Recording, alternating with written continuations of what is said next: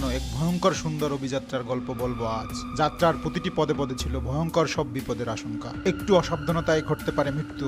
এমন একটি দুঃসাহসিক অভিযাত্রায় আপনাদেরকে স্বাগতম। আমাদের যাত্রা শুরু হয় বড়তাকিয়া বাজার থেকে। বৃষ্টি আর ঘন মেঘের কারণে অন্ধকারাচ্ছন্ন পরিবেশ আমাদের যাত্রাকে আরো জটিল করে তোলে। প্রায় ৩ থেকে ৪ কিলোমিটার পাহাড়ি ট্রেলের পুরো রাস্তা ছিল এমন কর্দমাক্ত ও পিচ্ছিল। এমনকি কিছু কিছু জায়গায় রাস্তায় পাড়ি দেওয়া ছিল প্রায় অসম্ভব। কখনো পাহাড়ের ঢাল, কখনো ঝিরিপথ, আবার কাদায় ডুবে যাওয়া রাস্তা, বাঁশের সাঁকো, এমন করে ছোট বড় 4টি পাহাড় পাড়ি দিয়ে আমাদেরকে পৌঁছাতে হবে। এখানে একটি সতর্কতা বাণী দেওয়া আছে, যেমন ঝর্ণায় বিপজ্জনক স্থানে যাবেন না, একটি দুর্ঘটনা সারা জীবনের কান্না। আমাদের যাত্রা পথে পথে এমন অসংখ্য অভিযাত্রীদের সাথে আমাদের দেখা হয়। সবার ঝর্ণা দেখার অভিজ্ঞতা ছিল অসাধারণ। আমরা যখন হাঁটতে হাঁটতে ক্লান্ত হয়ে ভাবছি এই বুঝে চলে আসছি, তখনই শুনি যাত্রাপথে আপনারা বিচিত্র অভিজ্ঞতা অর্জন করতে পারবেন।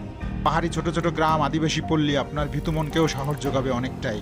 যেতে যেতে ঝর্ণার ছোট ছোট স্টেপস আর ঝর্ণা প্রবাহের নৈসর্গিক সৌন্দর্য আপনার পথের ক্লান্তি দূর করে দিবে। আকার আকৃতি ও গঠনশৈলীর দিক দিয়ে এটি নিঃসন্দেহে বাংলাদেশের বড় ঝর্ণাগুলোর একটি। এর 9টি মূল ধাপ আরও বিচ্ছিন্ন ধাপগুলো প্রমাণ করে যে এমন একটি ঝর্ণাও এখন পর্যন্ত বাংলাদেশে দেখা মেলেনি। এমন ভয়াবহ অভিজ্ঞতা অর্জনের প্রায় 1 থেকে 1.5 ঘন্টা পরে আপনি পৌঁছে যাবেন কাঙ্ক্ষিত সেই ঝর্ণার রানীক্ষেত খোয়াছড়া ঝর্ণায়। কিন্তু পুরো ঝর্ণা দেখতে হলে আপনাকে খুব সকালে বের হতে হবে এবং অনেক সাহস ও এনার্জি থাকতে হবে। তবে পুরো ঝর্ণার 9টি স্টেপসে এখন পর্যন্ত কেউ পৌঁছতে পেরেছে কিনা জানা নেই। তবে আমি ট্রাই করেছি, কিন্তু আনলাকিলি পারিনি। এখানে পৌঁছানোর পর যে অনুভূতি, সেটা ভাষায় প্রকাশ করা হয়।